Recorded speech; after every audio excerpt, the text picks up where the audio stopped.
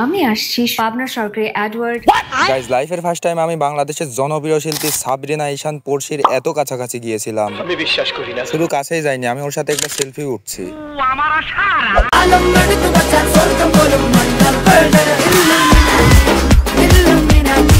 বিষয়টা কিন্তু মোটেও এত সহজ ছিল না, তোমাদের শর্টকাটে বলি শোনো। ফার্স্টে তো আমরা 6 বন্ধু বেরিয়ে পড়ি, কারণ পাবনা আমাদের ঈশ্বরদী থেকে 26 কিলোমিটার দূরে। আসতে আমাদের সময় লাগলো 45 মিনিট। আমরা ঢুকলাম এডওয়ার্ড কলেজের 3 নম্বর গেট দিয়ে। ঢোকার সময়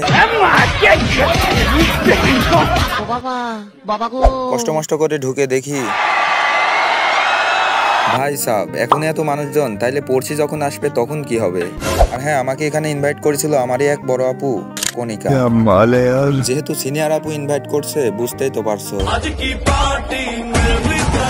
আর এই স্টল গুলা ছিল তাদেরই ডিপার্টমেন্টে। তাই বেশিক্ষণ দেরি না করে চলে যায় স্টেজের সামনে। কিছুক্ষণ ভিড়ে গুতাগুতি খাবার পরে আমার থেকে মাত্র কয়েক হাত দূরে ছিল পড়শি। ও ফিলিংটা কাউকে দেখতে পাচ্ছ না ভাবে করে। আমি জাস্ট আসসালামু আলাইকুম পাবনাবাসী। গাইস, বাংলাদেশের জনপ্রিয় শিল্পী সাবরিনা ঈশান পড়শির সাথে দেখা করার ভিডিওতে আমার 1 লাখ প্লাস ভিউ পড়ছে, যেটা আমার কাছে অনেক বড় একটা ভিউ। কারণ আমার খেতে হয়েছে হাজারো মানুষের গোতাগুতি, অনেক পরিমাণে ধৈর্য, আর আসতে হয়েছে বাসা থেকে 26 কিলোমিটার দূর। আর মানের কথা তো বললামই না। আর ওই ভিডিওতে এক সুন্দরী আপু কমেন্ট করছে, ভাইয়া নেক্সট পার্ট প্লিজ। ভিউ যেহেতু এত পড়ছে, নেক্সট পার্ট তো আনাই যায়। এখন বাজে সন্ধ্যা 6টা। শুনলাম পড়শি আসবে রাত 9টার পর। এই 3 ঘন্টা কি আমরা কচু করব? তাই ভাবলাম 6 বন্ধু আশেপাশে একটু ঘুরে আসি। এখন দেখি পড়শির চেয়েও কম না এরা। ঘুরতে ঘুরতে অনেকটা সময় চলে গেল। কিছুক্ষণ পর দেখি পড়শি তার হেলিকপ্টার নিয়ে চলে আসছে। তারপরে আমি হাজারো মানুষের সাথে যুদ্ধ করে পড়শির সামনে চলে যাই।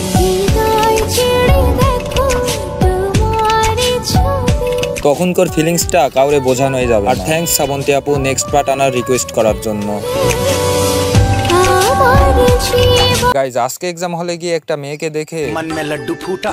Wow nice. ইয়েস গাইজ, ব্যাপারটা হলো গান, আজকে আমার কলেজে প্র্যাকটিক্যাল এক্সামের লাস্ট সাবজেক্ট। তাই তাড়াহুড়া করে আমি অটোতে উঠে চলে আসি দাসুরিয়া মোড়ে। এখানে কিছুক্ষণ ওয়েট করার পরে বাসে উঠে চলে আসি আমাদের পাবনা পলিটেকনিক্যালে। আসতে আমার সময় লাগছে মাত্র 40 থেকে 45 মিনিট। এত দূর আসতে আমি একটু ক্লান্ত হয়ে যাই, তাই ক্যাম্পাসে বসে একটু রেস্ট নিচ্ছিলাম। দেন এক্সামের টাইম হয়ে গেলে আমি চলে যাই আমাদের বিল্ডিং এর 3য় তলায় 307 নং রুমে। ক্লাসরুমে আসার পরে আমি টিচার সেজে যাই উইদাউট স্টুডেন্ট। আমার ক্লাসে ছাত্র থাকে না, আমি নিজেই পড়াই, নিজেই পড়ি। এক্সাম শুরু হতে আমার সামনে বড় একটা পেপার চলে আসে, আর এই পেপারে আমি এখন মন মতো ড্রয়িং করব। আরে না, মজা করছি। মূলত আমার 2টা প্ল্যানের চিত্র আঁকানো লাগবে, ব্রেইং প্ল্যান আর ফ্রিকশন প্ল্যান। আশেপাশে দেখি সবাই মনোযোগ দিয়ে আঁকাচ্ছে, শুধু আমি ছাড়া। তাই বসে না থেকে আমিও শুরু করে দিই। আঁকাতে আঁকাতে হঠাৎ সামনে খেয়াল করে দেখি। যাই হোক, খুব কষ্ট করে এক্সামটা শেষ করে চলে যাই সোজা বাসায়। আইফোন 16 এর ব্যাক কভারের দাম এত হবে ভাবতেও পারিনি। আসসালামু আলাইকুম এভরিওয়ান। আজকে আমি যাচ্ছি আমার বন্ধুর আইফোন 16 প্রো ম্যাক্স এর ব্যাক কভার পারচেজ করতে। আর আমাদের লোকেশনটা হচ্ছে আমাদেরই বাড়ির পাশে ঈশ্বরদী বাজারে। তাই আমরা 3 বন্ধু গাড়িতে উঠে যাচ্ছি ঈশ্বরদীর উদ্দেশ্যে। কিন্তু ওয়েট, তোমরা ভাবছো আইফোন 16 প্রো ম্যাক্স এর ব্যাক পার্ট কিনতে কেন আমরা অটোতে যাচ্ছি? আসলে আসার সময় আমাদের কারের টায়ার পাঞ্চার হয়ে যায়, আচ্ছা, যার কারণে আমরা অটোতে আসতে বাধ্য হই। যাই হোক, অটো থেকে নেমে আমরা দোকানের সামনে চলে আসি। আর ভাইকে বললাম 16 প্রো ম্যাক্স এর সুন্দর দেখে একটা ব্যাক পার্ট আর গ্লাস পেপার লাগাই দাও। তারপর এদিকে সুন্দর একটা ব্যাক পার্ট নিয়ে আসলো ভাইয়া, আর এটা আমার বন্ধুর পছন্দ হলো। আর ওইদিকে এত দামি একটা ফোনে গ্লাস পেপার লাগাচ্ছিল, খুবই রিস্কে। আমার বন্ধু চিন্তা করছিল যে এত দামি ফোনে গ্লাস পেপার লাগাইতে গিয়ে কোনো গড়বড় যেন না করে দেয়, কারণ এই আইফোনটা ওর একটা কিডনি বেচে কিনছে। দেন ফাইনালি ওর 16 প্রো ম্যাক্স এর গ্লাস পেপার আর ব্যাক পার্ট লাগানো হয়ে যায়। কিন্তু এই কি, এটা তো মনে হচ্ছে 16 প্রো ম্যাক্স না। তাহলে কি, তোমরাই কমেন্ট করে বলো। ঝালমুড়ি খাওয়ার জন্য আমার টাকলা বন্ধুর পিছন যাওয়া লাগবে ভাবতেও পারিনি। সকালবেলা করে বাসা থেকে বেরিয়ে আমি হাঁটতে চলে আসি কফি খেতে। আর আমার সাথে আসছিল আমার বন্ধু মাহিন। কফিটাকে আর একটু মজাদার করার জন্য কফির সাথে আমরা একটা করে রুটি অ্যাড করি। দেন কফিটা খাওয়া শেষ করে আমরা চলে আসি মোড়ের ওপর। আর এখানে এসে দেখা হয়ে গেল রুপ্ত দাদুর সাথে, যে কিছুদিন ধরে তার স্কিনে হওয়া অসুখ নিয়ে ভুগছে। আর এই দৃশ্যটা দেখে তো আমি পুরোই অবাক। মানে একজনের মাথায় চুল ভর্তি আর একজনের মাথায় কিচ্ছু নেই। মাহিন 20 টাকার ঝালমুড়ি নিল, আর এই ঝালমুড়ি নিয়ে আমার আর ওর মাঝে যুদ্ধ লেগে গেল। অনেকক্ষণ যুদ্ধ হওয়ার পরে ফাইনালি আমি ঝালমুড়িটা খেতে পাই। দেন দুপুর 2টার সময় আমি আমার সৈনিক নিয়ে চলে যাই মাঠে। ওদের যুদ্ধ করতে লাগাই দিয়ে আমি রিল্যাক্সে বসেছিলাম আর ভাবছিলাম আমার টাকলা ছাদ কবে যে পূরণ হবে। ভাবতে এদিকে তাকাই দেখি আমার তামিম ভাই কার সাথে কথা বলছে। একটু কাছে গিয়ে দেখি ভাই এই দুনিয়াতে মনে হয় সবচেয়ে খারাপ চেহারা আমার, কেননা আজ পর্যন্ত একটা গার্লফ্রেন্ড বানাইতে পারলাম না। অনুষ্ঠান বাড়িতে গিয়ে আমার সাথে এমন হবে আমি ভাবতেও পারিনি। আসসালামু আলাইকুম এভরিওয়ান, আজকে আমি যাচ্ছি আমার বাসা থেকে 23 কিলোমিটার দূরে এক অনুষ্ঠান বাড়িতে। যেহেতু অনেক দূরে তাই আমি সকাল সকাল গাড়িতে উঠে বেরিয়ে পড়ি। গাড়িতে বসে থাকতে থাকতে আমি বোর হচ্ছিলাম, তাই কানে এয়ারপোর্টটা লাগিয়ে নিই। গান শুনতে শুনতে যাচ্ছিলাম, দেখি টিকটকার আপুদের পছন্দের জায়গা কাশবাগান। ভাই কি যে খুঁজে পাই এই কাশফুলে কি জানি। প্রায় 1 ঘন্টা জার্নি করে আমি ফাইনালে চলে আসি অনুষ্ঠান বাড়িতে। আর এখানে এসে এমন পরিমাণে গরম পড়ছিল, কোথাও বসে শান্তি পাইনি। আমি আর আমার চাচাতো ভাই বসে বসে বোর হচ্ছিলাম, তাই গ্রামটা একটু ঘুরে দেখতে গেলাম। কিন্তু বাইরে এসে দেখি সূর্যের তাপমাত্রা অনেক বেশি, অনেক। তখনই আমি আর আমার ভাই চলে যাই মরিয়মকে ডাকতে। মরিয়ম হচ্ছে আমার চাচাতো বোন, আর কিছুক্ষণের মধ্যেই অনুষ্ঠান বাড়িতে খাওয়া শুরু হয়ে যাবে। আর তাড়াতাড়ি করে আমরা ওকে ডেকে নিয়ে আসি। এখানে এসে বসতে শরীর ঘেমে গোসল হয়ে যায়। আর কিছুক্ষণের মধ্যে আমরা খাওয়া শুরু করে দিই। আর আমার প্লেটে ছিল অনেক বেশি পরিমাণে মাংস। দেখো আমার চাচাতো ভাই কি সুন্দরভাবে খাচ্ছে। ভাই এই গরমের ভেতর কি খাওয়াও যায়? আর আমার সাথে বসেছিল আমার 2 বোন মরিয়ম আর সামিরা। দেখো কি সুন্দরভাবে খাচ্ছে। পার্ট 2 দেখার জন্য চ্যানেলটিকে সাবস্ক্রাইব করে রাখো।